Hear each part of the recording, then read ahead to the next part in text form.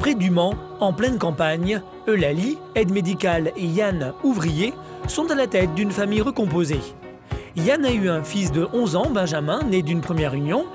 Puis le couple a eu 2 enfants ensemble, Déborah, 9 ans, et Zia, 10 mois. Il y a quelque temps, ils décident de faire le petit dernier. Mais le destin en a décidé autrement. Ce n'est pas 1, ni 2, mais 3 bébés qu'ils vont avoir. Eulalie attend des triplés. En quelques mois, ils vont passer de 3 à 6 enfants, le double. C'est une tornade qui va bientôt secouer la maison. Comment tu vas faire pour donner les biberons en même temps? Soit on fera chacun leur tour, ou alors l'idée des transats, là, tu mets dans le transat face à toi, un biberon chacun, puis le troisième après. Ça va être plein de petites astuces, quoi. Eulalie est tombée enceinte de triplés naturellement, sans aide médicale. Un phénomène extrêmement rare en France, une 50aine de grossesses par an seulement. C'est à l'échographie des 3 mois qu'elle a appris la nouvelle.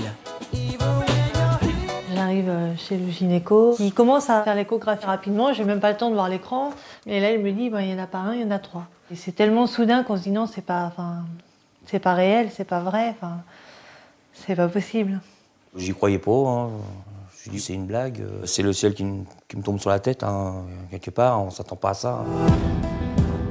Le gynécologue propose alors au couple de faire une réduction embryonnaire, enlever un fœtus pour qu'il ne reste que 2 bébés. Mais l'opération est risquée, elle peut entraîner une fausse couche. Moi, j'ai vraiment hésité. Plus que Yann, parce que il prenait en considération plus les risques qu'il y avait. On pouvait tout perdre.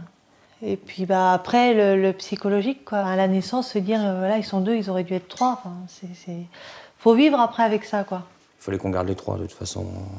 Au fond de moi, déjà, je commençais déjà à me dire, en fait, c'est bien, quoi, voilà. Tant mieux, finalement. Et puis, c'est la vie, et puis c'est comme ça. Et...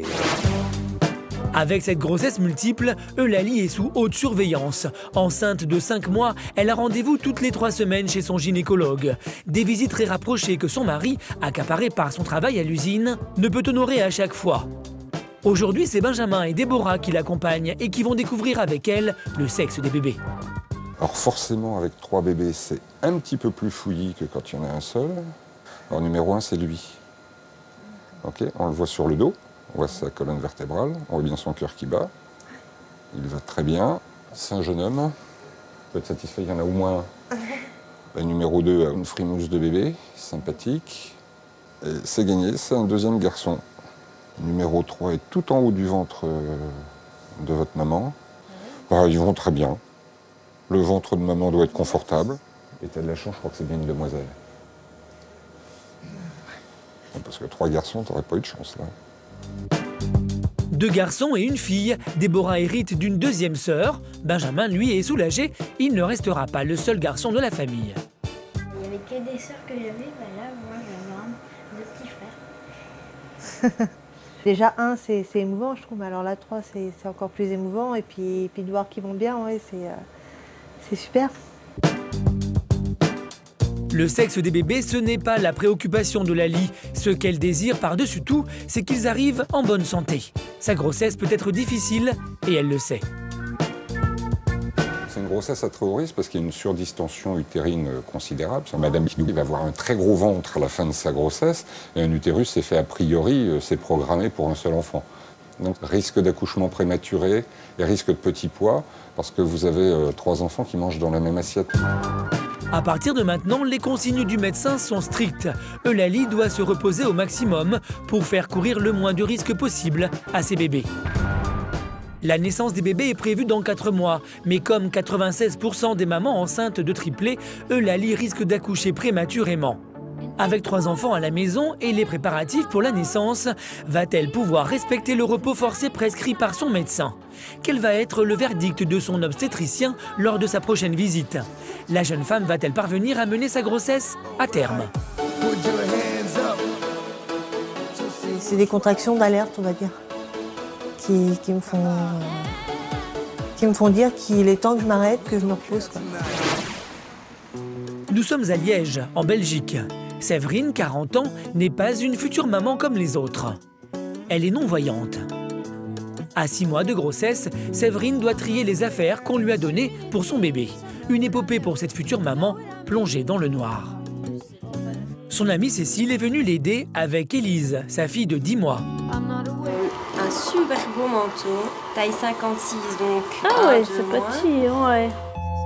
Si elle a désiré cet enfant, cette maternité risque d'être compliquée pour Séverine. Le moindre geste fait l'objet d'un véritable apprentissage. On passe les bras, et puis les pieds, enfin les jambes. Ouais. Et puis on retourne le bébé sur le ventre, puisqu'il ne sait pas encore se mettre assis. Séverine attend une petite fille et pas question qu'elle soit mal habillée à cause de son handicap. Pour ne pas commettre d'erreur de style, elle a un outil précieux, un détecteur de couleurs.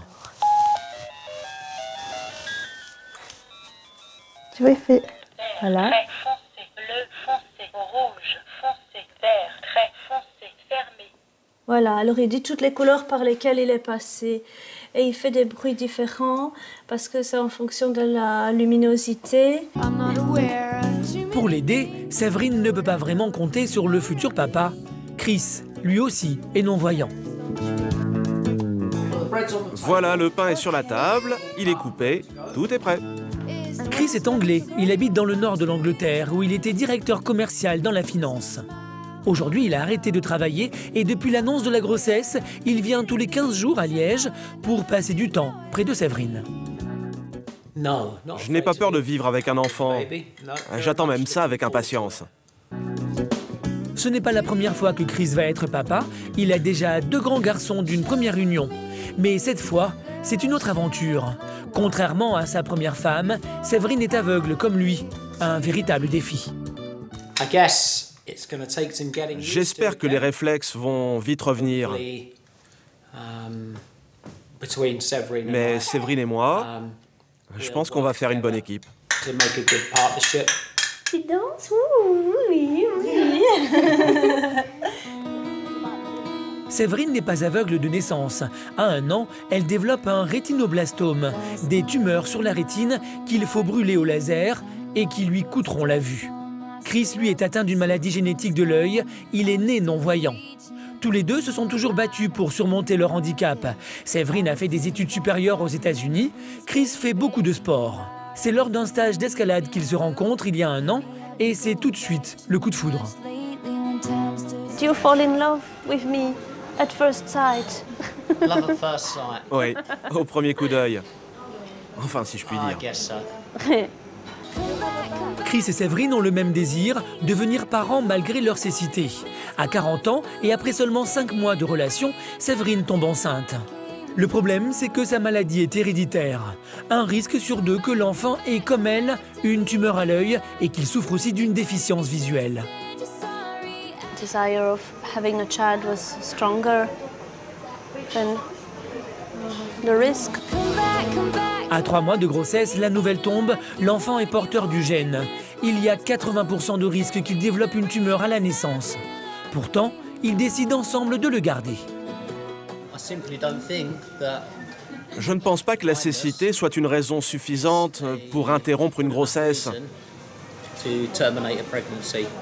Je suis aveugle depuis 43 ans et je l'ai très bien vécu.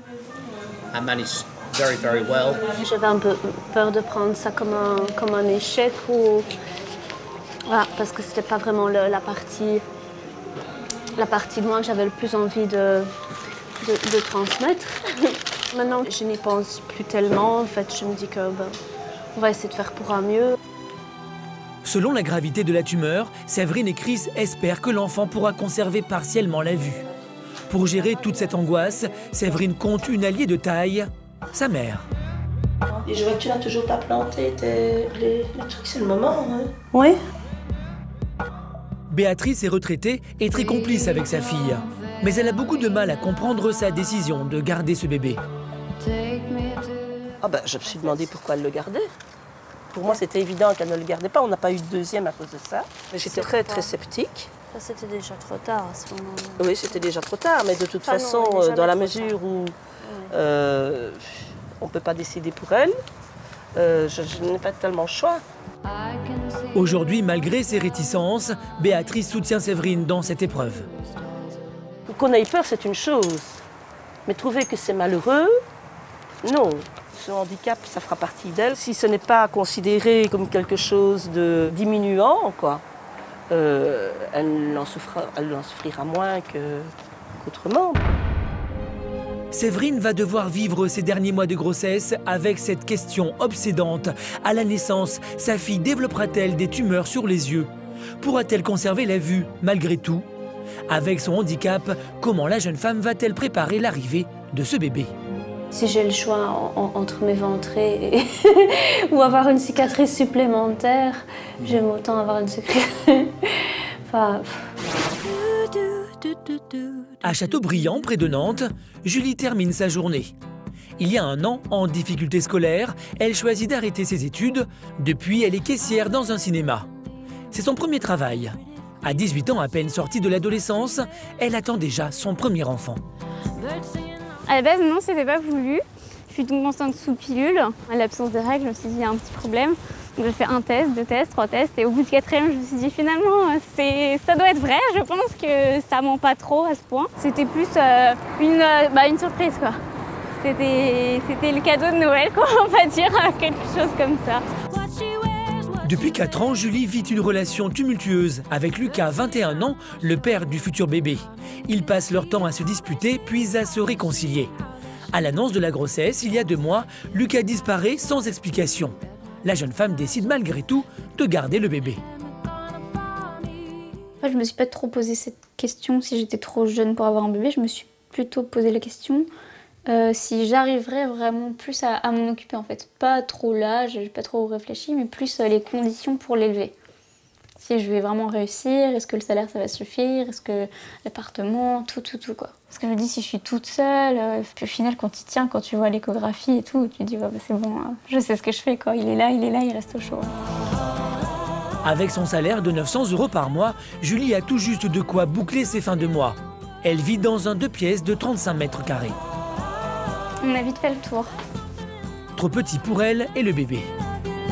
La chambre, il n'y a pas de place. Je veux dire que je peux pas avoir vraiment d'armoire. Parce qu'il y a un seul placard, on peut rien mettre en fait. Puisque pour moi, au pire, c'est pas trop grave quoi. Mais après, avec le bébé, déjà rien qu'ici, je peux même pas le mettre dans la chambre quoi. Ou alors, il faut que j'enlève le bureau, le fauteuil, tout quoi. Et j'aurai pas de place pour moi. Donc je veux pas avoir à choisir la place pour moi ou pour le bébé. Depuis leur séparation, Lucas a déménagé à 500 km de là, à Reims, où il a trouvé un travail dans le bâtiment. Et il ne donne plus de nouvelles. Julie est très déçue par son attitude, pourtant elle est toujours accro à celui qui fut son premier amour. Et là, il est beau là. Là, franchement, je trouve qu'il est beau. Là, c'était un week-end à Blois pour nos 3 ans, je crois. Et là, il a une tête de bébé. J'aurais voulu qu'il garde cette tête-là, en fait. Julie et Lucas se sont rencontrés dans une soirée il y a 3 ans. Elle a alors 15 ans, Lucas 18 ans. Bah oui, aujourd'hui, je l'aime encore. Avant, je l'aime encore. Je pense que je l'aimerai encore après. Ça, c'est sûr, mais bon... Après, est-ce que je l'aimerais toujours si la relation, elle continue toujours comme ça? Ça, c'est pas sûr, quoi. Parce qu'au bout d'un moment... il y a un taux d'amour, quoi, et il finit par baisser. Julie espère secrètement que Lucas va revenir. Mais pour l'instant, c'est seule qu'elle doit gérer sa grossesse. Il faut absolument qu'elle trouve un appartement avec 2 chambres pour accueillir son bébé. Elle attend beaucoup de ce rendez-vous dans une agence immobilière. Au niveau de votre situation, vous êtes en couple ou vous êtes toute seule? Toute seule. Toute seule. En appartement T3, là, j'en ai 2 qui vont se libérer. Entre son salaire et les allocations, Julie dispose d'un budget de 450 €. Elle craint que ce ne soit pas suffisant pour louer un 3 pièces. Elle n'a pas des gros revenus. Le fait qu'elle soit en CDI, c'est un bon point. Et puis, de toute façon, elle peut avoir des personnes qui se portent garantes. Elle trouvera un appartement assez facilement. Oui. Ça s'est bien passé. Elle a un appartement à me faire visiter. Il a l'air grand, enfin je sais plus, elle m'a dit 67 mètres carrés ou quelque chose comme ça. Donc c'est le double quasiment d'où je suis. Julie est confiante. Si elle parvient à trouver un appartement, ce sera un grand pas de fait. Peut-être que cela rassurera aussi sa famille. Julie a une petite sœur de 15 ans, Laura, qui vit avec sa mère, Claire, depuis que ses parents ont divorcé. Toutes les deux se souviennent encore très bien de l'annonce de la grossesse. Oui. J'ai dit que j'avais 2 choses à te dire, moyennement moyenne. Oh, c'était quoi la première chose? La première, c'est que j'avais raté mon code. Voilà, et la deuxième, ah si, c'était j'ai reçu mes résultats de prise de sang. Ouais. Et c'est là que j'ai dit, bah, t'es enceinte. C'était quoi votre première réaction? Oh, fauché. Vide. Ah ouais, là... Un grand blanc. Ouais. Pour Claire, ce bébé arrive trop tôt. À 45 ans, elle n'a aucun désir de devenir grand-mère et trouve sa fille beaucoup trop jeune pour devenir maman. T'es contente quand même. Non, regarde. Je peux pas plus, hein, parce qu'après... T'avais largement le temps. Bah oui, mais bon. Bah ouais. Mais vraiment, elle est contente. Toi, t'es contente? Oui. T'as peur de devoir vieillir, d'avoir trop de rides? Moi, c'est ça, ouais. Bah non, dis-toi que ça va te donner un coup de jeune. Hein. Revoir les couches, les biberons. T'as raison, oui. Ce qui l'effraie surtout, c'est la relation immature entre Julie et Lucas, leur rupture et leurs réconciliations incessantes. C'est oui ou non ou merde, mais c'est quelque chose, quoi. Et moi, je me sentirais vachement plus rassurée si elle s'occupait, si elle restait toute seule et qu'elle s'occupait toute seule de son bébé, que de là, sinon elle va en avoir 2. Hein. Il vit encore en ado. Julie, malgré la désertion du papa, va-t-elle réussir à profiter de sa grossesse? Lucas, le père du futur bébé, va-t-il donner de ses nouvelles? Va-t-il assumer sa paternité une fois la nouvelle digérée? À la base, le bébé, je réalisais pas trop qu'il était vraiment là, donc j'ai fait comme si qu'il était pas là, quoi. Nous sommes à Montélimar. À 41 ans, Nathalie vit sa première grossesse. Elle attend des jumeaux. Mais pour cette future maman, le quotidien est devenu difficile. Je vais chercher mes bottes. Tu m'aideras à les mettre? Oui. De simples gestes, comme enfiler une paire de bottes, lui sont devenus impossibles. De graves problèmes de santé rendent sa grossesse douloureuse. Enceinte de 5 mois, elle a constamment besoin de l'aide de son mari, André, 31 ans, cuisinier. Avec le ventre que j'ai attrapé, si je me baisse, ça me tire, ça fait mal. Je peux pas sortir, je peux rien faire sans mon mari. Nathalie revient de loin. À 20 ans, elle a frôlé la mort à cause d'une leucémie. Un cancer du sang souvent foudroyant. Pour se soigner, Nathalie a passé plus d'1 an à l'hôpital. Ça, c'était la chambre stérile où, en fait, elle faisait quoi 3 mètres de large sur 2 mètres de long. J'avais perdu toutes mes défenses immunitaires. À cause du traitement, Nathalie a perdu l'usage de ses jambes et de la parole. Elle va rester 10 ans en fauteuil roulant. Grâce à son courage et sa détermination, elle réussit à remarcher et à s'exprimer, mais avec difficulté. D'avoir une chimiothérapie, ça m'a détruit pas mal de trucs, le cervelet, etc. Mais ça m'a sauvé la vie. Donc voilà, entre vivre et puis mourir, je crois que voilà, on a vite choisi. Nathalie est vivante, mais elle est devenue stérile, d'après les médecins. Pourtant, lorsqu'elle rencontre André il y a 5 ans, dans une cure d'amaigrissement, elle se met à croire à l'impossible. Quand j'ai rencontré André, j'ai pensé de suite à avoir une famille, chose qu'avant je n'avais pas pensé. Pour moi, c'était quelque chose d'inimaginable. Le couple tente alors une fécondation in vitro et ça marche. Nathalie tombe enceinte au 2e essai. Un miracle surtout qu'elle attend des jumeaux. Alors d'un côté, vous êtes hyper contente et de l'autre côté, vous avez une part de vous qui dit c'est pas possible. Suite à sa leucémie, Nathalie a subi une opération des hanches et porte des prothèses. Son corps meurtri et fatigué rend sa grossesse extrêmement douloureuse. C'est tous les médicaments que je prenais suite à la leucémie. Antidouleur, anti-inflammatoire, antibiotiques, Nathalie a dû renoncer à tous ces médicaments pour avoir ses jumeaux. Je préfère souffrir que continuer à prendre des médicaments qui pourraient s'avérer dangereux pour la formation de certains de leurs organes. Par moments, j'ai mal. Il y a des jours, je suis en crise. Ces souffrances physiques, Nathalie est prête à les endurer, mais moralement, elle a du mal à tenir le choc. Depuis le début de sa grossesse, elle est tiraillée entre la joie d'être enceinte et la peur de perdre ses jumeaux. Et avec tous les médicaments qu'elle a ingurgités depuis 20 ans, elle craint qu'il n'y ait des répercussions sur la santé des bébés. Personne n'est à l'abri de malformations congénitales ou pas. Mais moi, j'ai encore plus peur parce que je me demande quelles conséquences ont eu la chimiothérapie sur le développement de 2 fœtus, là. Pour le savoir, elle va passer une échographie dans un service spécialisé pour grossesse à risque. Elle va aussi connaître le sexe de ses enfants. C'est la première fois que le médecin la rencontre. Il est un peu abasourdi par le caractère hors norme de sa grossesse. Je m'aperçois d'une chose, vous avez un certain âge. Oui, je suis vieille. Vous avez 41 ans, on dira, voilà. Madame.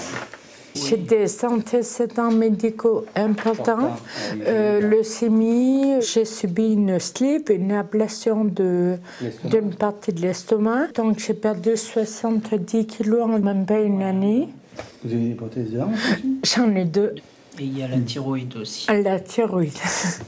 Voilà. Quelle est votre thyroïde? Je fais de l'hyperthyroïdie. Je sais déjà tout de vous, quoi. Pratiquement. Nathalie cumule les facteurs à risque, elle est sous haute surveillance. Mais aujourd'hui, elle aimerait oublier ses craintes pour profiter de ce moment. Dans quelques instants, elle va peut-être connaître le sexe de ses bébés. Vous avez son front, le nez, le menton est par là, le cœur, la colonne vertébrale. Vous voulez savoir le sexe, que c'est une petite fille. Oh, c'est génial. J'aimerais une fille et un garçon, le cheveu du roi, mais bon. Celui-là, j'arrive pas encore à... C'est une autre fille. Peut-être. Peut-être. Tout est à vérifier aussi. Pour le deuxième bébé, ce sera effectivement une autre fille. On espérait avoir au moins une fille, voire 2. Donc, c'est bien. Pour ajouter à leur bonheur, le gynécologue a de bonnes nouvelles à leur annoncer. Ce que j'ai vu, c'est, j'allais dire, c'est rassurant. Les enfants, bougent bien, ils ont une très bonne vitalité, ils grandissent bien.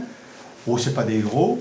Hein. D'accord. Voilà, mais c'est sûr que c'était une grossesse qu'il faudra suivre de près. Des bébés pleins de vie, c'est un grand soulagement pour Nathalie et André. Je suis heureuse. Heureuse. Vraiment heureuse.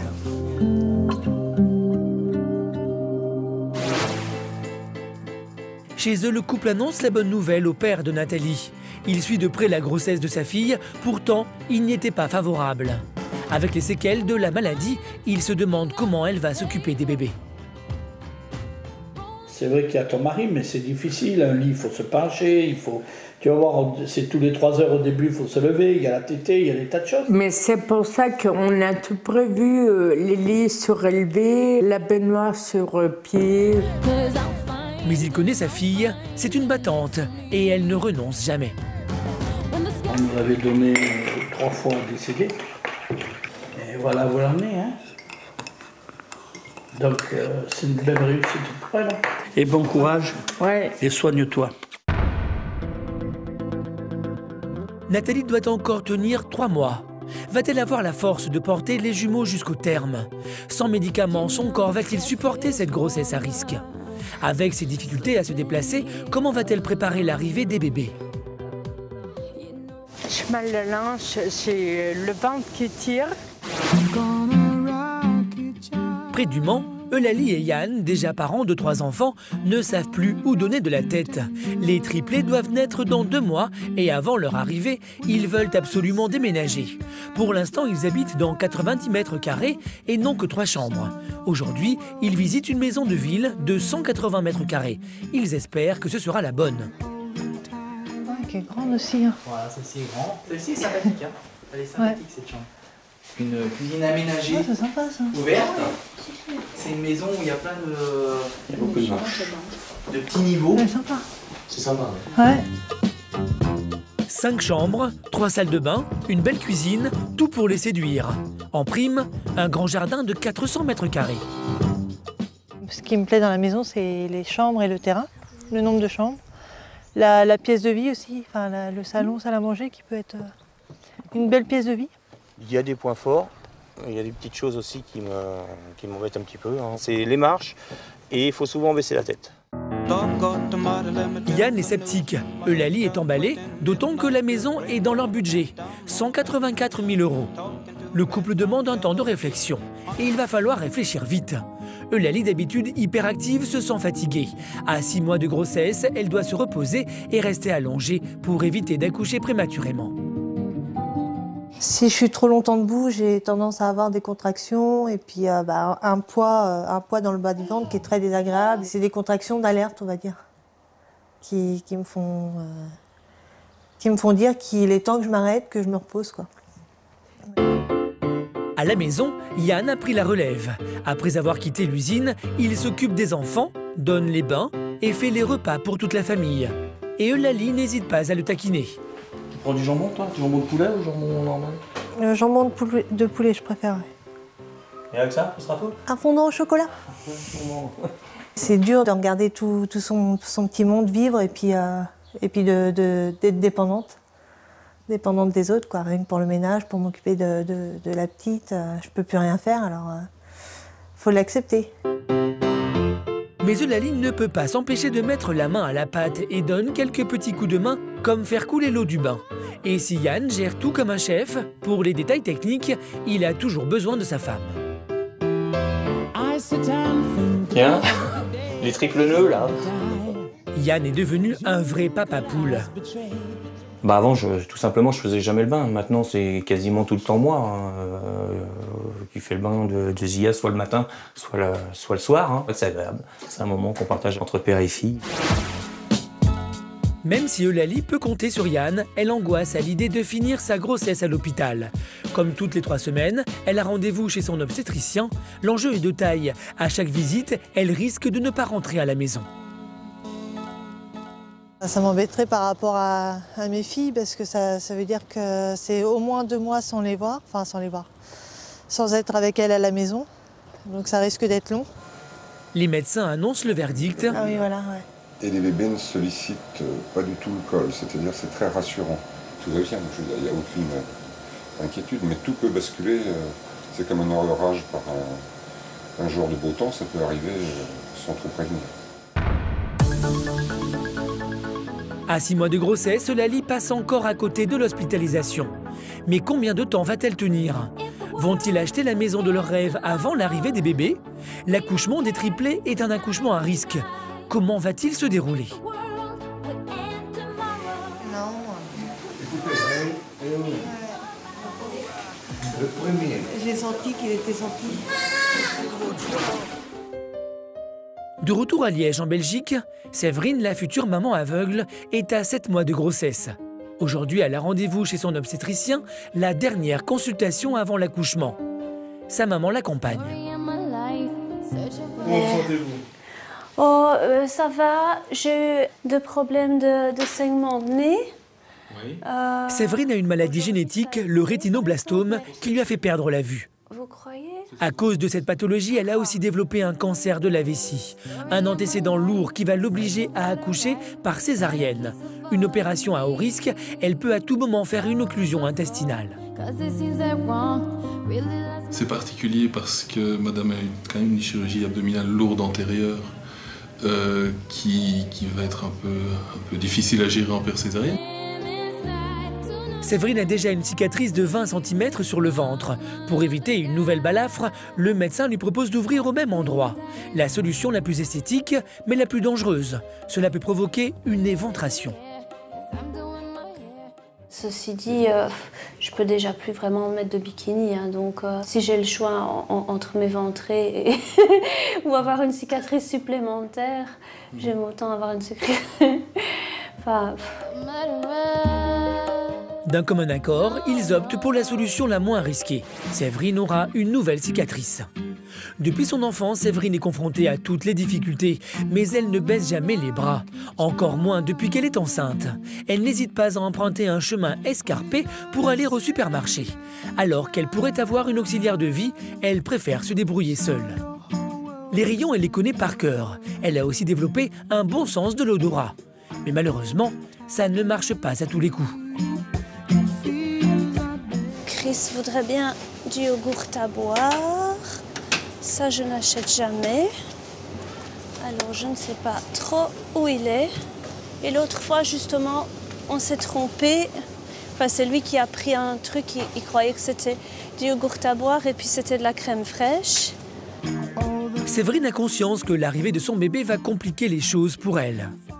Je vais éviter de sortir toute seule avec le bébé. Parce que si je dois me pencher en portant le bébé, enfin, je ne sais pas, oui, ça risque quand même d'être un peu compliqué. Donc, à mon avis, j'irai plutôt faire les courses avec quelqu'un pour ne pas multiplier les difficultés quand même.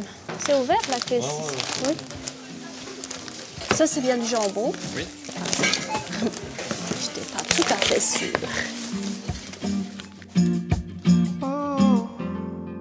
2 semaines plus tard, les événements se précipitent pour Séverine. Une césarienne vient d'être programmée en urgence car elle a de gros problèmes de tension.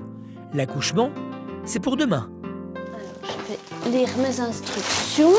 Grâce à son ordinateur portable en braille, elle vérifie la liste des affaires à emporter à la maternité. Une paire de quoi? Ah oui, de pantoufles. Demain, Séverine va devenir maman. Mais une angoisse la ronge. Sa fille sera-t-elle aveugle comme elle? Moi, j'espère qu'on parvienne à garder un assez bon résidu visuel, ou en tout cas, oui, un résidu suffisamment fonctionnel. Les jours qui viennent vont être décisifs. Séverine va enfin devenir maman. Comment va se dérouler cet accouchement à haut risque? L'état de santé du bébé sera-t-il bon? Comment ce couple de non-voyants va-t-il vivre l'arrivée de cette petite fille? Maman, comment tu vas? T'as bien crié, hein? À Châteaubriand, Julie est désormais enceinte de 3 mois. Elle a invité Amélie, sa meilleure copine, à déjeuner. Elle a une nouvelle importante à lui annoncer. En apprenant sa grossesse, Lucas, le père du bébé, avait pris la fuite à Reims, à 500 km de là. Il vient de l'appeler pour la revoir ce week-end et s'expliquer. Je pense qu'il sait pas ce qu'il veut. Enfin, il est amoureux de Julie, ça c'est sûr, sinon il reviendrait pas aussi souvent. En fait, dès que son amour pour Julie devient trop encombrant, il s'enfuit. C'est pas possible. Dès que ça devient trop compliqué, en fait, il lâche tout, il part. Amélie assiste depuis 3 ans aux séparations incessantes du couple. Elle s'interroge sur l'équilibre familial qu'ils vont pouvoir offrir au bébé. Il va revenir par cycle. Là où je m'inquiète, c'est pour le bébé après. Ouais, mais si il est là un jour, il est pas là par cycle, c'est pas génial. Hein. Ouais, c'est ça. Voilà. Ce que j'espère vraiment, c'est qu'il change en fait. Julie espère que Lucas prendra ses responsabilités face à l'arrivée de l'enfant. Mais elle ne lui pardonne pas d'avoir pris la fuite à l'annonce de la grossesse. J'ai l'impression qu'il croit qu'il va claquer des doigts et que hop, on repart et tout va bien. Il y a quand même le bébé, il s'en est pas inquiété. Là, il y a 3 mois de grossesse à rattraper quoi. C'est qui bébé? Ouais. Comment Lucas va-t-il justifier son départ? La partie n'est pas gagnée d'avance. Il est 22 h, Lucas arrive chez Julie. Ça va? Ouais.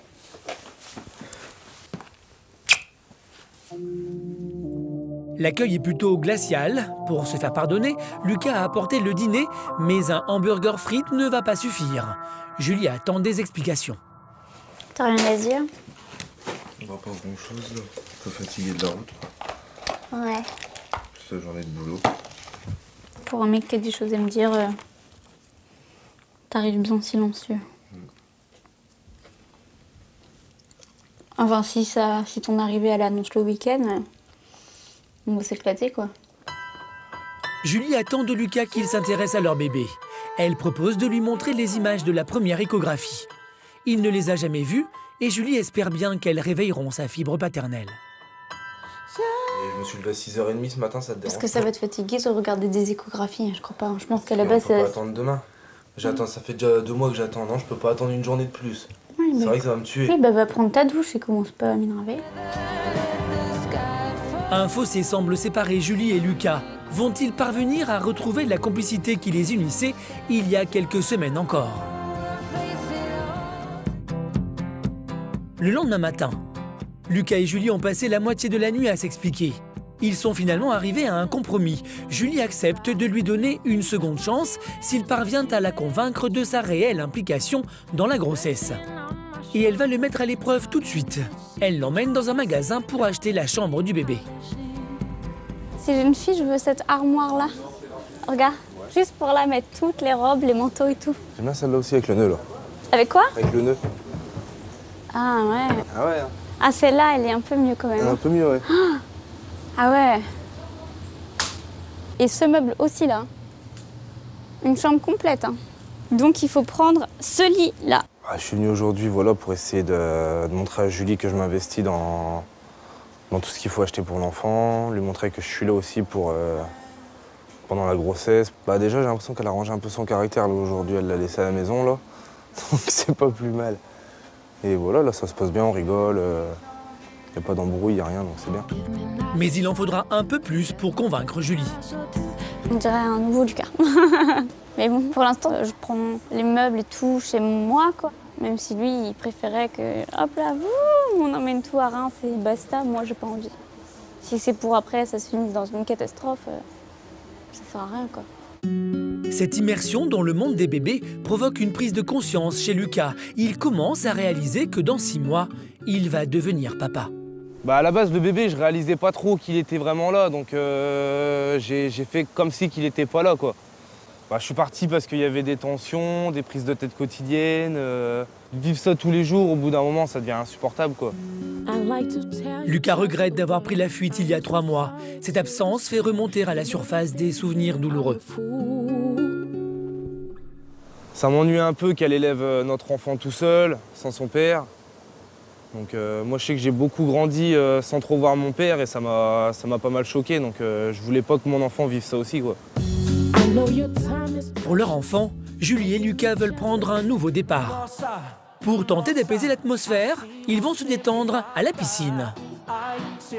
À la fin du week-end, leur relation s'annonce sous les meilleurs auspices.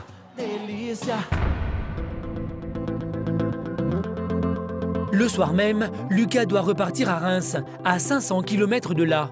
Va-t-il tenir ses promesses? Va-t-il enfin s'investir dans cette grossesse? Le couple va-t-il réussir à surmonter ses disputes? Toujours pas de signe de vie. J'attends encore. Mais bon, ça commence à vraiment un peu m'angoisser en fait. À Montélimar, Nathalie, qui attend des jumelles, a de plus en plus de mal à supporter sa grossesse. Terrassée par une leucémie à 20 ans, son corps supporte mal cette nouvelle épreuve. Enceinte de 6 mois, elle sort de plus en plus rarement. Ça fait pratiquement une semaine que je ne suis pas sortie. Le fait de marcher, de rester longtemps droite, m'est déconseillé. Mais il faut préparer l'arrivée des bébés, alors Nathalie fait une exception.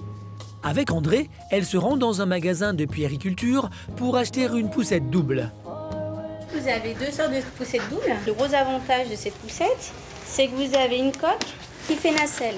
Je pense qu'au départ, c'est assez impressionnant. Il faudra faire attention aux gens dans les supermarchés. Exactement. Ça fait bizarre. C'est un truc que j'ai espéré depuis pas mal d'années. Nathalie a rêvé de ce moment toute sa vie. Alors, dans le magasin, elle se fait plaisir. Petit doudou sympa. C'est vachement mignon, ça. Il est super beau, celui-là. Et j'adore les messages sur les bodys.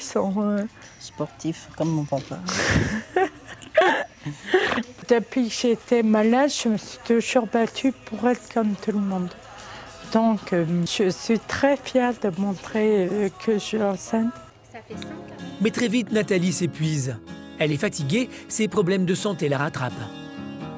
J'ai mal à la hanche, j'ai le ventre qui tire. J'ai mal aux hanches, vous voyez, pourtant, je suis restée debout, 20 minutes, mais... Repose-toi. Ouais.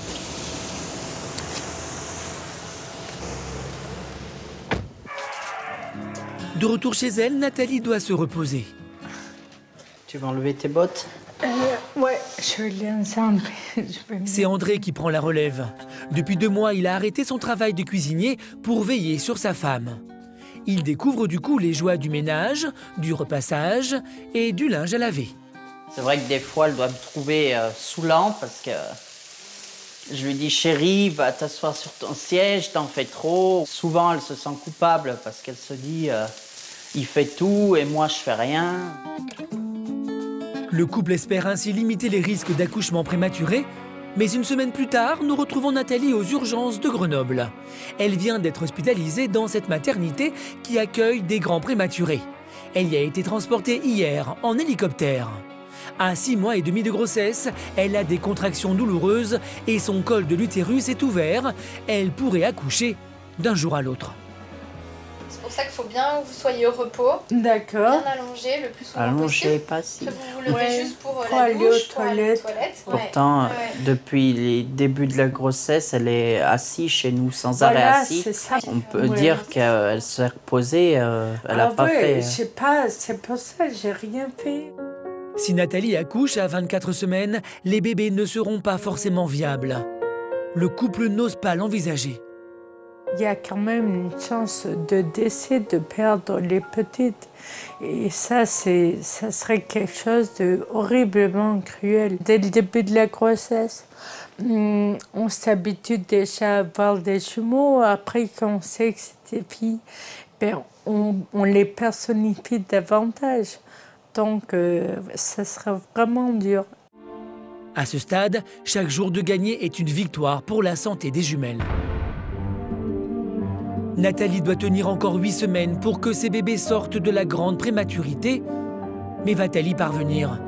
Avec ses antécédents médicaux, va-t-elle supporter l'accouchement? Les bébés seront-ils en bonne santé? Ça a été très dur d'être séparée d'elle. De manière que, oui, elle allait partir en couveuse. Dans un instant, Séverine, la maman non-voyante, accouchera de sa petite fille. Comment va se dérouler la césarienne? Va-t-elle rencontrer des complications? Avec leur cécité, comment Séverine et Chris vont-ils faire connaissance avec leur bébé? Je suis très, très fier. Elle est absolument magnifique. Julie, la future maman de 18 ans, fera sa seconde échographie. Elle va enfin connaître le sexe de son bébé. Lucas sera-t-il à ses côtés pour cette rencontre? Va-t-il faire face à ses responsabilités de futur papa? Les tensions dans leur couple vont-elles enfin s'apaiser? Il a loupé beaucoup d'étapes. Je me dis, il faudrait peut-être qu'il se bouge, quoi. Au Mans, Eulalie, la future maman de triplé, est maintenant à 7 mois de grossesse. La famille n'a finalement pas acheté la maison qu'elle avait visitée le mois dernier. Ça fait 3 carreaux. Yann n'était pas convaincu. Oh non, bah non, ça va prendre la... En attendant, les triplés devront partager leur chambre, un vrai dortoir. Mais tout est prêt pour les accueillir. On a les 3 lits, on a les vêtements, j'ai plus qu'à finir ma valise. J'ai les transats, j'ai les sièges auto, j'ai tout le nécessaire s'ils arrivent dans les jours, dans les semaines à venir. Donc ça c'est pour emmener à la maternité tout ça? Ouais, ça c'est les vêtements bébé. Bah, qu'il faudra peut-être que tu me... ramènes d'autres. Hein. Ah bon? Et là j'ai pris pour 6 jours. Hein. Il faut tout ça pour une semaine, voyons. Ça promet, oui. Faut pas partir en vacances. Hein. Ça c'est là. Plus j'ai vu la pile monter, plus je me suis dit, bah oui, un sac ça va être trop juste. C'est la grande aventure. 2 semaines plus tard, pour Eulalie et Yann, c'est enfin le grand jour. À 7 mois et demi de grossesse, les médecins ont programmé l'accouchement.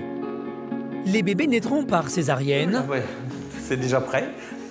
Car ils sont mal placés pour un accouchement par voie basse. Eulalie a réalisé un exploit en allant aussi loin dans sa grossesse.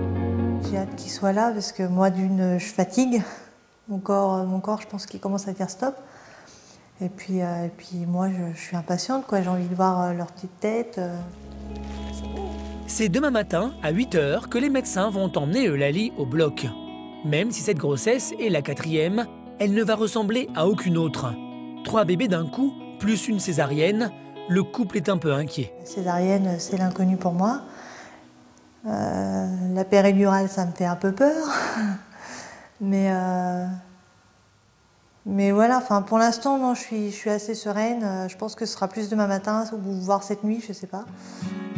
Dans quelques heures, Eulalie et Yann ne seront plus à la tête d'une famille de 3 enfants, mais de 6. Un vrai cataclysme. Je suis vraiment impatient, là, donc Je pense que même, pour moi, ça va être... Je ne sais même pas si je vais arriver à dormir cette nuit. Je pense que ça va être long, du coup. Attendre demain, voilà. J'espère pouvoir me réveiller, surtout pour être là à l'heure, quoi. Parce que je suis vraiment impatient d'être à demain, ouais. Pour voir tout ça. Les bébés partout. Voilà. Plus que quelques heures à patienter et Eulalie mettra au monde ses triplés. Le lendemain matin, 8 h, Eulalie est au bloc opératoire. Elle est déjà sous l'effet de la péridurale, la césarienne va commencer. Pour accueillir les triplés, toute l'équipe médicale est mobilisée. Dans quelques minutes, les bébés vont être là. Non.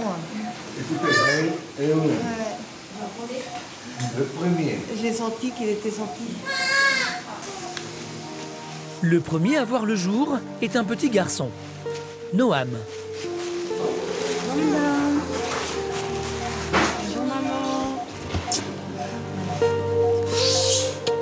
À peine le temps de l'apercevoir, les infirmières l'emmènent en couveuse. Là, c'est la pépette qui sort. Ça ressemble à une demoiselle. Une demoiselle. Bon, c'est bien ce qu'on a vu. Le second arrive déjà, c'est Lina, une petite fille. À tout à l'heure. À tout à l'heure.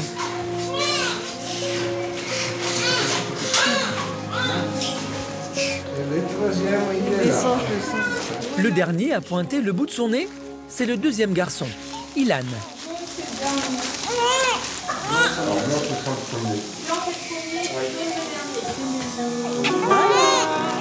Il rejoint rapidement ses frères et sœurs en pédiatrie. C'est une bonne idée. Vous avez fait ça très très bien d'un bout à l'autre. Mes félicitations renouvelées. Voilà, allez.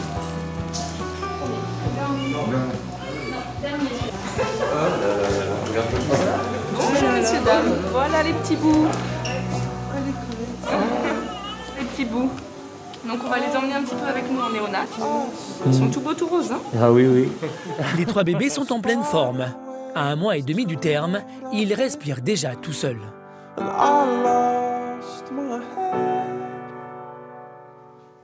Yann va pouvoir faire connaissance avec eux au service de néonatologie. Ça, c'est Noam. D'accord. Pour des triplés, les 3 bébés ont des poids satisfaisants. 1,8 kg pour Noam, 2 kg pour Lina et 2,1 kg pour Ilan, le plus costaud de la bande. C'est les 3 mêmes, là. Je vois pas de différence, moi. On dirait. Donc Noam, c'est le plus petit. D'accord. Dans vos bras, D'accord. de manière à ce qu'il se réchauffe. Et c'est en père expérimenté que Yann donne le premier biberon au petit Noam. Là, ça y est. Bah, tu vois, c'est bien.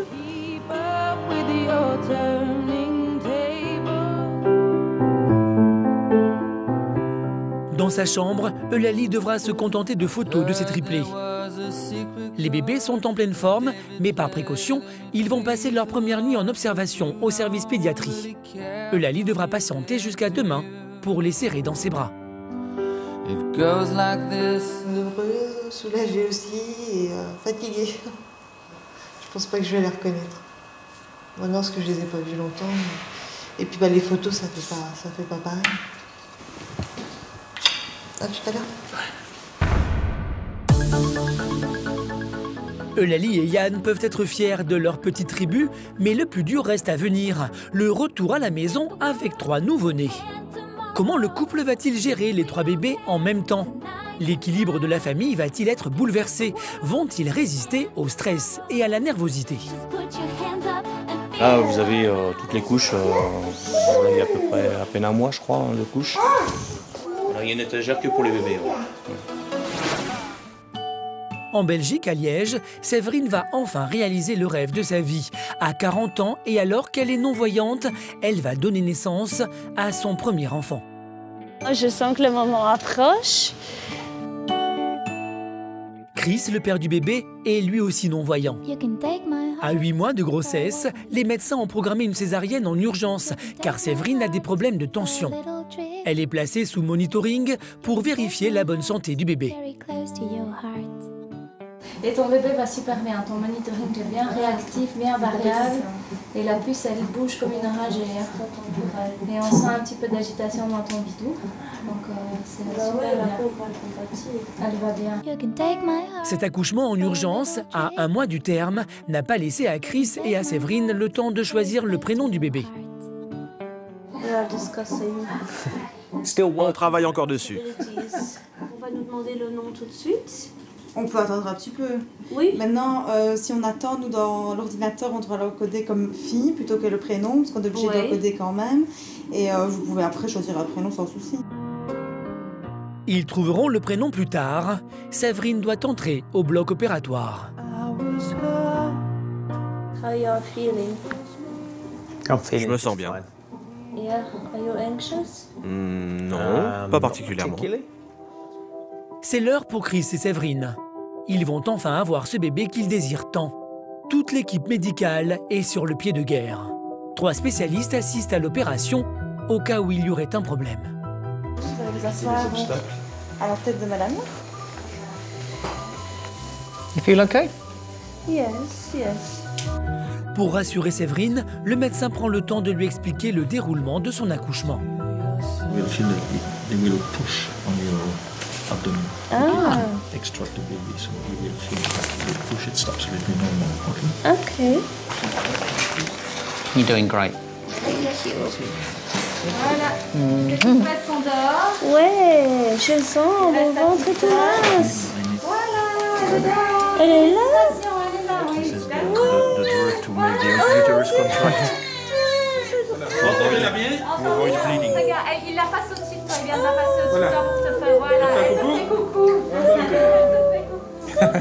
C'est une jolie petite fille de 2,7 kg et 49 cm.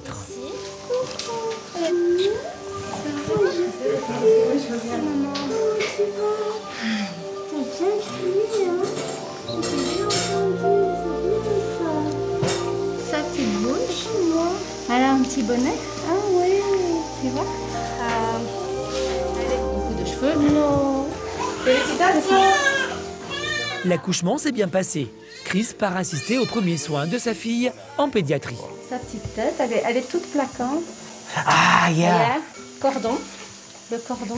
Le cordon. Ah, yes. OK. With the cord. Yeah. Ah, OK. Le bébé se porte bien, mais impossible pour le moment de déceler si ses yeux sont touchés par des tumeurs. Il faudra attendre l'examen ophtalmologique dans 4 jours. Pour le moment, les parents ne veulent pas y penser. Tout à leur bonheur de faire la connaissance avec leur bébé. C'est le premier pot à pot de Chris avec sa fille.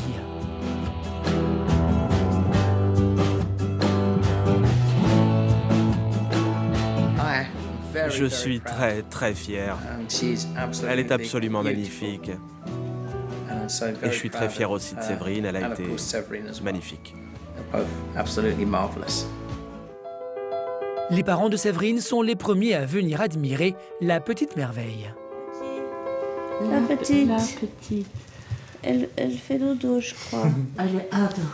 Et comment est-ce qu'on va l'appeler alors? Toujours pas de nom.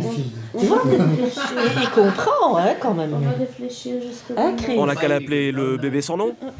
Béatrice est aux anges, mais elle n'oublie pas la menace qui pèse sur sa petite fille, cette maladie génétique qui pourrait la rendre aveugle. Je suis très contente d'être grand-mère. Mais il faut voir la première visite du fond de l'œil dans une semaine. C'est là que le combat va commencer. Pour le moment, on accueille simplement. Dans une semaine, Chris et Séverine amèneront leur fille consulter un spécialiste. Quel sera le verdict de l'ophtalmologiste? Verra-t-elle au moins partiellement comme l'espèrent ses parents? Le couple va-t-il parvenir à s'occuper seul du nouveau-né? C'était un vrai pari, mais on s'améliore avec le temps.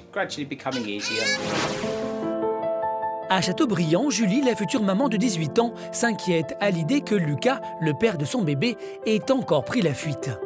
Depuis sa dernière visite, Lucas est reparti à Reims, où il a désormais son travail.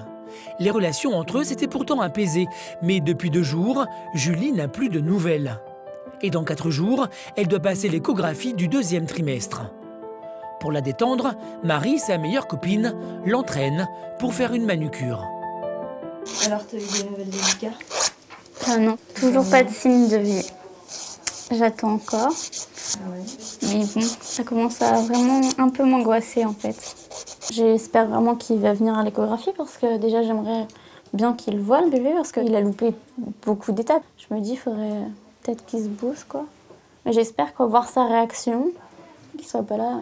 Ah ouais, c'est le bébé quoi. Ah, si là ça se passe comme ça, je lui hurle dessus. Pourquoi Lucas ne donne-t-il plus signe de vie? Julie ne lui pardonnerait pas une nouvelle absence.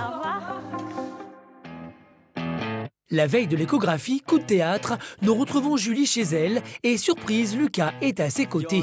Il arrive de Reims et avait tout bêtement perdu son portable depuis 2 jours. Mais il l'a payé cher. Julie, folle d'inquiétude, a envoyé la police à son domicile. Lucas n'en revient toujours pas. Bon, moi je rentre du boulot le midi, il était quoi, midi et quart, midi 20. Je rentre du travail et puis bah là je vois 3 camions de pompiers devant chez moi, 2 voitures de police.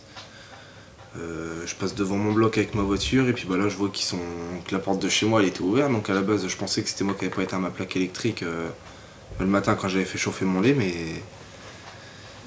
en fait si quoi, elle était éteinte ma plaque, mais c'était pas pour ça qu'ils étaient là quoi. Julie s'inquiétait pour moi donc elle les a fait venir. Sur le coup j'ai cru qu'elle était folle déjà. Et après ouais j'ai vu c'est qu'elle tient un minimum à moi quand même si elle m'envoie les pompiers. Au bout de 3 jours que personne ne sait où t'es à tes nouvelles, ou je trouve pas l'entreprise où tu travailles, c'est bon quoi, je finis par appeler la police puis voilà. De là à m'envoyer tout ça parce qu'en 48 heures je lui ai pas envoyé un texto. C'est fort quand même. Pour Julie, l'échographie méritait bien un tel déploiement de force. Dans quelques instants, ils vont connaître le sexe du bébé. Je suis impatient de le voir, oui, parce que je l'ai jamais vraiment vu. Donc là, je vais le voir vraiment bien formé, tout ça. C'est une grande première pour Lucas. Il était séparé de Julie au moment de la première échographie. Comme vous voyez, c'est la cuisse, l'autre cuisse, le genou, l'autre genou, et on a les 2 jambes. Ah, on voit bien son pied là. Vous voulez écouter le cœur?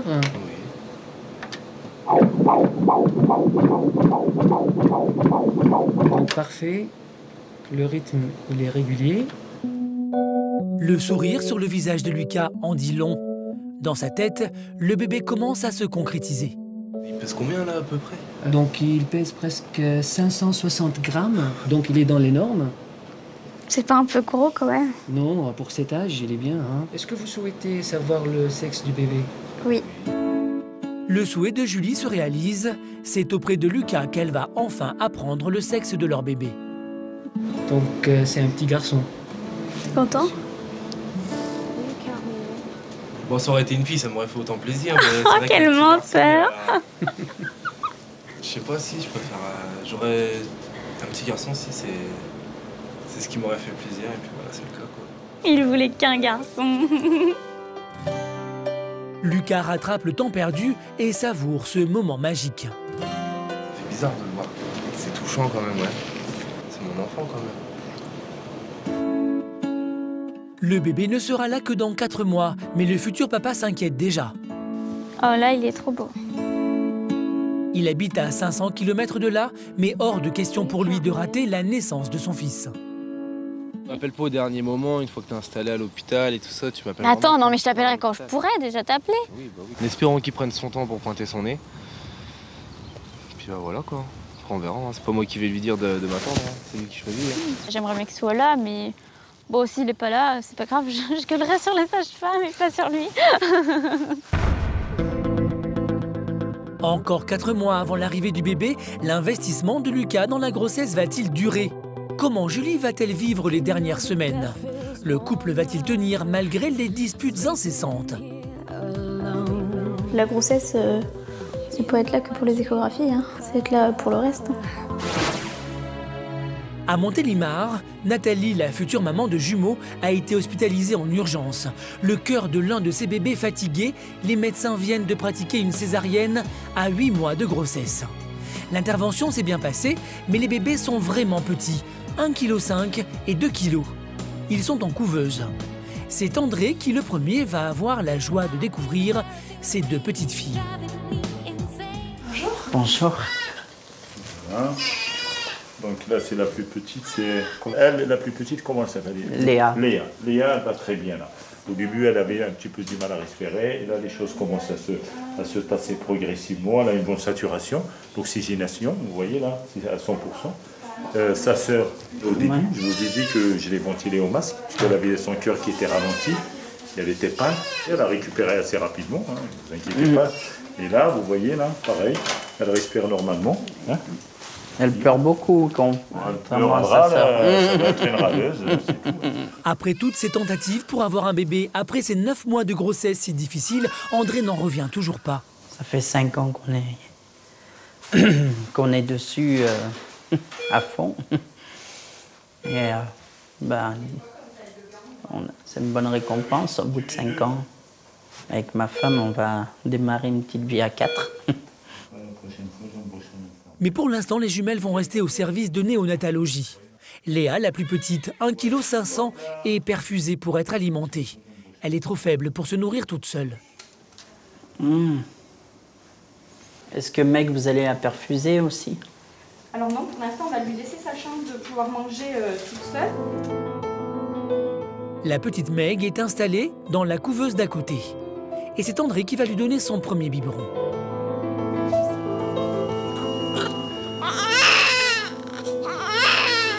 Ça fait vraiment bizarre de sentir une si petite chose comme ça. On veut manger un petit peu.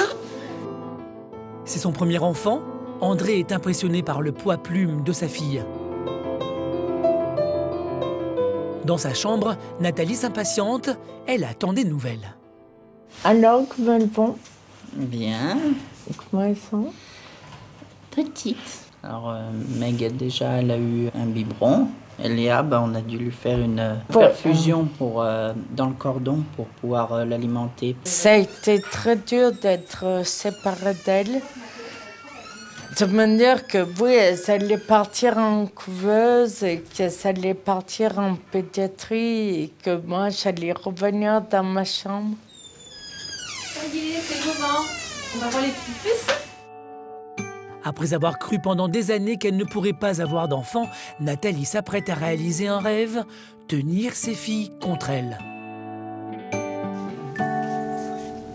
La première à rencontrer sa maman, c'est la petite Léa. Mais elle est trop faible pour sortir de la couveuse. Elle est trop belle. Elle est toute rose. Ah, comment il me serre le doigt. Claire. Je suis vraiment fière. Elle est trop belle. Elle est magnifique. C'est maintenant au tour de Meg de faire la connaissance de sa maman. Oh, la beauté. Regarde, c'est avec maman. Coucou, ma belle. Comment tu vas? Je pensais pas que j'arriverais à être maman. Non. Je pensais pas. Dans le sourire de Nathalie, toute la joie d'une femme qui a longtemps attendu avant de devenir maman.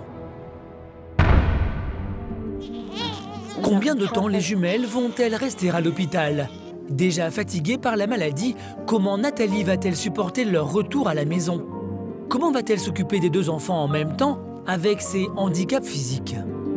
Aucun enfant ne mériterait de commencer sa vie comme ça. Près du Mans, Eulalie, la maman des triplés, est désormais à la tête d'une famille nombreuse de 6 enfants. Les bébés ont aujourd'hui 1 mois. Après 15 jours de couveuse, ils sont rentrés à la maison depuis une semaine. Et ils se portent à merveille. Eulalie s'est levée à 7 h du matin pour le premier biberon. Les enfants se sont rendormis, 2 heures de répit pour faire les machines à laver et le ménage. Il est 11 h, elle doit s'y remettre. Je prépare Ilan. Après, on va aller boire le biberon. Sa stratégie, donner à manger aux nourrissons les uns après les autres. 3 biberons toutes les 4 heures, même la nuit. Un travail à la chaîne. Eulalie y voit surtout un moment privilégié à passer avec chacun d'entre eux. À 3, je peux pas me permettre de les prendre chacun leur tour, de faire des câlins. Donc on en profite pendant les bibes. Je vois avec ma dernière, je passais plus de temps. Là, je peux pas. Si je le fais avec un, je le fais avec les 2 autres. Donc niveau temps, c'est pas gérable.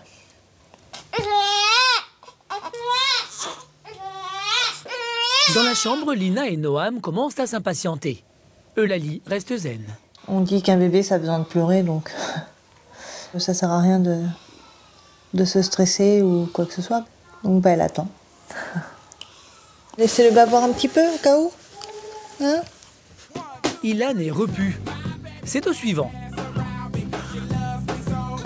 Avec Noam, l'exercice recommence. Changement de couche, préparation du biberon, repas, câlin, transat.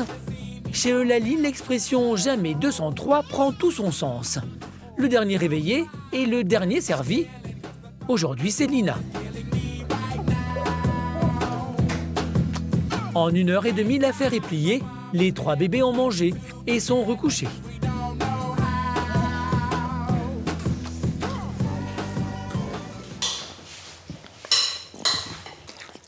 Pendant que Lali pouponne, Yann prépare le repas. Une cadence infernale. Pour s'en sortir, le couple a opté pour le partage des tâches. Moi, je gère les 3 grands. J'aime bien le moment avec eux. Eulalie, les 3 petits. Je m'occupe plus, disons, de Zia, qui a 15 mois, plutôt que les tout petits bébés. Quoi. Les petits bébés, bon, je leur fais des câlins, je les fais boire, mais c'est tout. Ça s'arrête là. C'est trop petit pour moi. Quoi. Chaque jour, Eulalie s'accorde une sieste d'une demi-heure sur le canapé. C'est le moment vraiment où je me ressource pour le reste de la journée, on va dire. Ça m'évite d'être trop naze, du coup moins patiente, et de pouvoir aussi assumer la maison, les enfants et tout ça, quoi. C'est, on va dire, c'est le complément de ma nuit. C'est le lit bleu. 30 minutes, pas une de plus, car la journée marathon continue. Eulalie doit faire les courses. Pour gagner du temps, elle commande par Internet et se fait livrer à domicile. Mais c'est Yann qui gère le stock. Là, vous avez toutes les couches. Bon, là, il y a à peu près à peine un mois, je crois, hein, de couches. Là, c'est un carton de lait là, que j'ai pas déballé, mais c'est le même que celui-là. Hein. Voilà, il y a une étagère que pour les bébés, ouais. Des rayons bien achalandés, une véritable épicerie. Il en reste pas mal encore des couches. Ouais. L'eau, c'est bon aussi. L'eau, bah oui, c'est bon aussi. Chaque jour, Eulalie prépare 15 biberons, change 18 couches et donne 3 bains.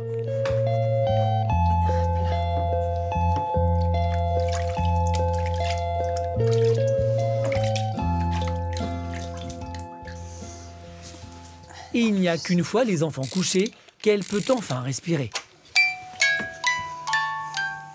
Malgré la fatigue et la quantité de travail, Yann et Eulalie ne regrettent pas le choix qu'ils ont fait d'accueillir 3 bébés d'un coup.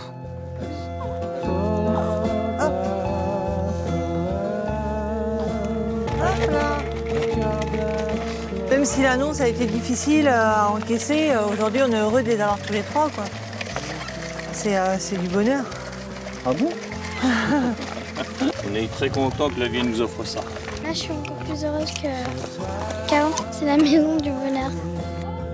En 9 mois, Eulalie et Yann sont passés de 3 à 6 enfants. 6 fois plus de plaisir, une famille XXL qui les comble de joie. Dans un instant, Séverine et Chris vont ramener leur petite fille à la maison. Le bébé verra-t-il normalement? Comment vont-ils s'organiser pour s'occuper du nouveau-né? Vont-ils réussir à s'en sortir seuls?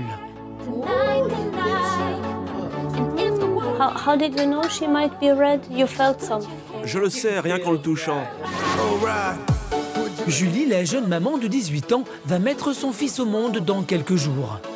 Par amour pour leur bébé, les parents vont-ils enfin arrêter de se disputer?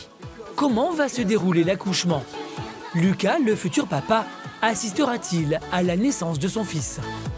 Sauf qu'au bout du moment où du coup ça va plus, moi je suis ici et qu'il y a un risque pour le bébé, il y a un risque qu'il arrive et tout, bah il se barre quoi.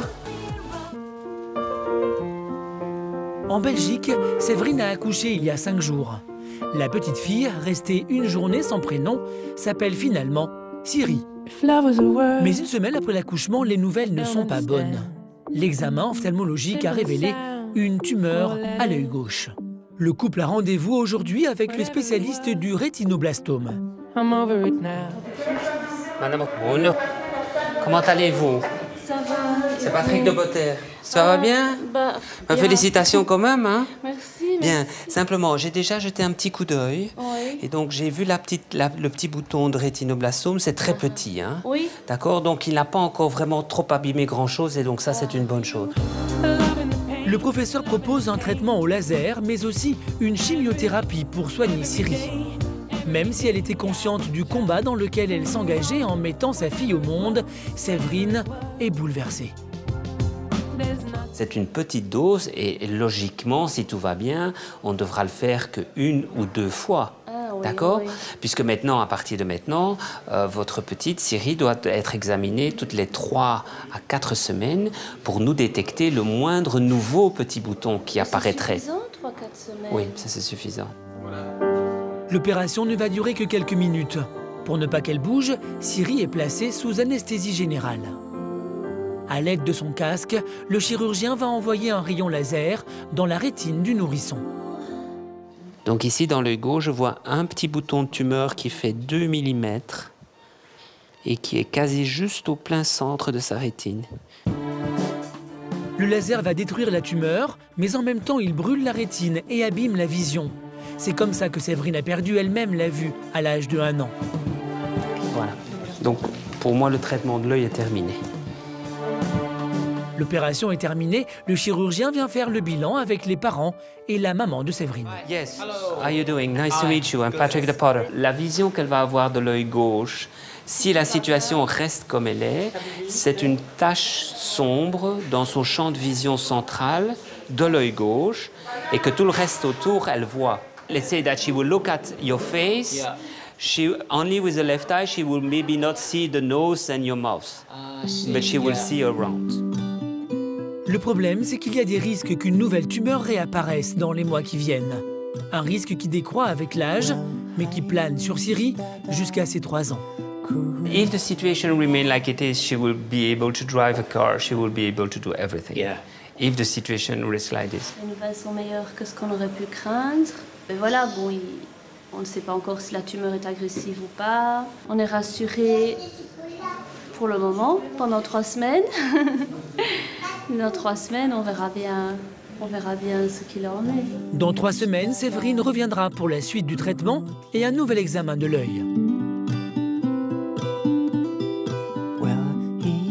Une semaine plus tard, à Liège, dans la maison familiale, Séverine et Chris découvrent leur nouvelle vie de jeunes parents.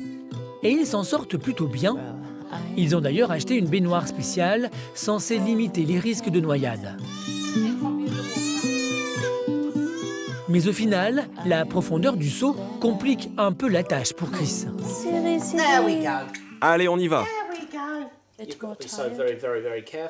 Il faut faire très attention. Mais ça la stresse un peu. Siri aime être dans l'eau, mais elle n'aime pas sortir et être toute mouillée.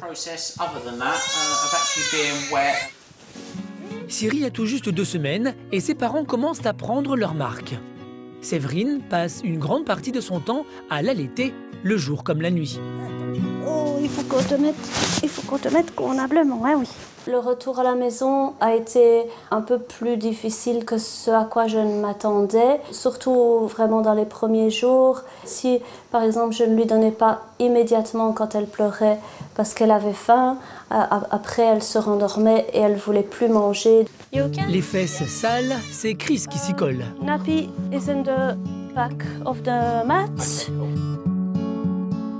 Par souci écologique, ils utilisent des couches lavables. Une difficulté supplémentaire, mais Chris s'en sort très bien. Au départ, c'était un vrai challenge. Mais ça devient plus facile avec le temps. La clé de la réussite, c'est la préparation. Et malgré sa cécité, rien ne lui échappe. Même les rougeurs de son bébé. How did you know she might be red? You felt something. Oui, tu le sens. La peau était rugueuse. Alors que d'habitude, c'est tout doux. Encore une fois, rien qu'avec le toucher, tu peux sentir que quelque chose ne va pas. À 40 ans, Séverine a enfin découvert les joies de la maternité. Mais le couple devra encore patienter quelques années avant de savoir si sa fille aura la chance de conserver une partie de sa vue. Sit down. What? Yeah. One, and the other one is... Nîmes, dans le sud de la France. Il y a 6 semaines déjà que Nathalie a donné naissance à ses filles. Mais la plus petite, née à 1,5 kg, a été transférée dans un autre hôpital muni d'un service de réanimation. Tous les 2 jours, il laisse l'autre jumelle à la grand-mère pour venir rendre visite à Léa, à 100 km de chez eux. En fait, on vient ici pour voir Léa, qui est en réanimation, parce qu'elle a fait une méningite streptocoque B, donc elle est sous antibiotiques. Une grave infection des méninges dont l'issue peut être fatale. C'est donc derrière une vitre, dans une couveuse, qu'ils vont d'abord apercevoir leur fille. Aucun enfant ne mériterait de commencer sa vie comme ça. Par rapport à Meg, je me dis qu'elle manque beaucoup de choses. Quand elle pleure, il n'y a personne pour la consoler, il n'y a personne pour la prendre dans les bras.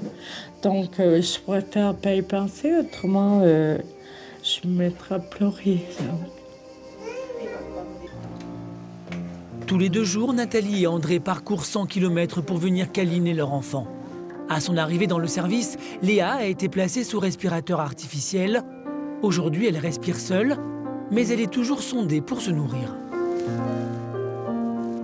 Maman, maman, ouvre tes beaux yeux, ma chérie. Elle ne veut pas montrer ses beaux yeux. Ouvre tes beaux yeux, ouvre tes yeux. D'après les médecins, Léa est sortie d'affaire. Mais à chaque alarme du monitoring, Nathalie s'inquiète.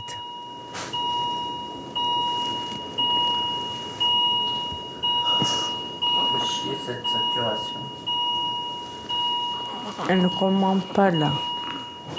Sa fille manque d'oxygène.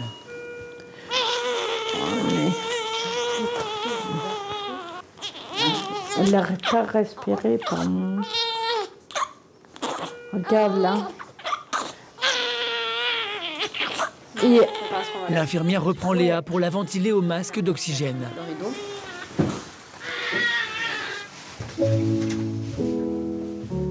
Aujourd'hui, Nathalie et André n'ont pu voir leur fille que quelques minutes. Pour eux, la situation est dure à supporter.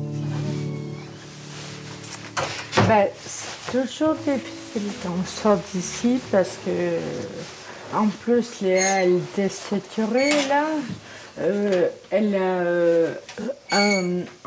Elle respire mal, en plus à cause du tuyau qu'elle a dans la bouche. Donc, voilà. Nathalie et André ont vécu des heures difficiles, mais ils retrouvent espoir. Léa n'a plus que 15 jours d'antibiotiques. Elle sera ensuite transférée à Montélimar. Après 2 heures de route, Nathalie et Yann retrouvent Meg, leur 2e petite fille. Coucou. Meg a passé 3 semaines en couveuse après la naissance. Aujourd'hui, elle va très bien.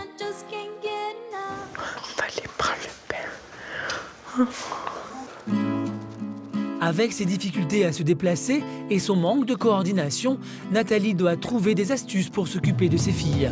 Pour le bain, par exemple, elle a surélevé la baignoire pour éviter de se baisser. C'est très rassurant de pouvoir faire ce qu'on croyait ne pas arriver à faire. J'arrive à m'occuper moi-même de mon bébé, enfin de mes bébés. C'est des gestes qui s'apprennent. C'est une question d'habitude.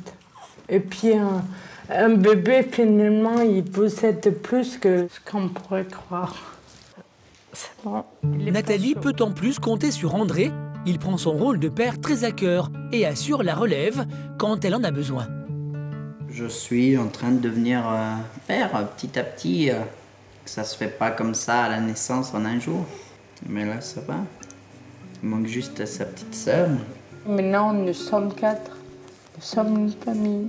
Après 20 ans à croire qu'elle n'aurait jamais d'enfant, ces petites jumelles sont pour Séverine une belle revanche sur la maladie. À Châteaubriand, Julie, la future maman de 18 ans, vient de rentrer à l'hôpital. C'est la seconde fois en un mois qu'elle se rend aux urgences. Elle est à peine à 8 mois de grossesse et les médecins suspectent une rupture de la poche des os. La situation est critique, elle peut accoucher d'un jour à l'autre. On est à 7 mois, il rompt plus la poche des os. Ce qui n'est pas idéal, bien sûr. Donc là, on va essayer de tenir au minimum une semaine sous antibiotiques et produits pour pas vous ayez de contractions. D'accord. Et après, on voit. D'accord. Si la situation se dégrade, les médecins pourraient déclencher son accouchement. Oui, allô? Ça va, mon cœur? Ça va et toi? Ça va. Tu m'as appelé? Oui, j'essaie de t'appeler. Depuis la dernière échographie, Lucas s'est montré très présent. Il vient régulièrement à Châteaubriand, il téléphone chaque jour, mais il n'a pas le choix. La semaine, il doit être à Reims pour son travail. Julie est excédée par ses absences. La grossesse, c'est pas être là que pour les échographies, hein. C'est être là pour le reste. Hein. C'est facile de prendre le bon et puis de me laisser le mauvais, quoi. Pour l'échographie, il était content. Hein. Et sauf qu'au bout du moment où du coup ça va plus, moi je suis ici et qu'il y a un risque pour le bébé, il y a un risque voilà, qu'il arrive et tout, bah il se barre, quoi. Julie panique à l'idée de gérer seule les difficultés qui s'annoncent. Combien de temps encore va-t-elle tenir avant l'arrivée du bébé ? 3 semaines plus tard, Julie est en salle d'accouchement. Elle a finalement réussi à mener sa grossesse presque à terme. Elle est à 8 mois et demi et l'accouchement est imminent. Sa mère est venue la soutenir. Dès les premières contractions, il y a 2 heures, Julie a prévenu Lucas, mais le jeune homme habite à 500 km de là. Il n'est pas sûr d'arriver à temps. Allô? Oui, ça va? Oui, ça va, t'es où? Non, j'ai pas accouché encore, sinon je crois que je te parlerai pas comme ça. C'est-à-dire encore quoi? Une demi-heure? Oui, bisous, à tout à l'heure, bisous. Lucas a encore 30 minutes de trajet avant d'atteindre l'hôpital, mais les contractions de Julie deviennent de plus en plus fortes. Son bébé va bientôt arriver, les sages-femmes se mettent en place pour commencer l'accouchement. Tout à coup, Lucas franchit le pas de la porte. Il est affolé, il a bien failli rater la naissance de son fils. On va défaire celle-ci. Vous bloquez, vous gardez l'air dans la bouche et vous poussez fort en bas. Allez, encore. Encore. On reprend encore une fois. Et encore. Allez, on bloque. Et on y va. Allez. Voilà, c'est comme ça, c'est super. Allez. Allez, encore. Allez, encore. Encore. On reprend de l'air. Allez, poussez.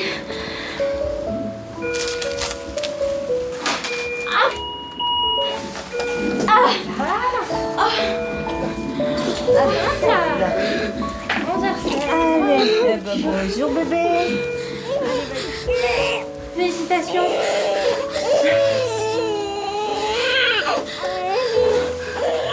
C'est un petit garçon, il s'appelle Lenny.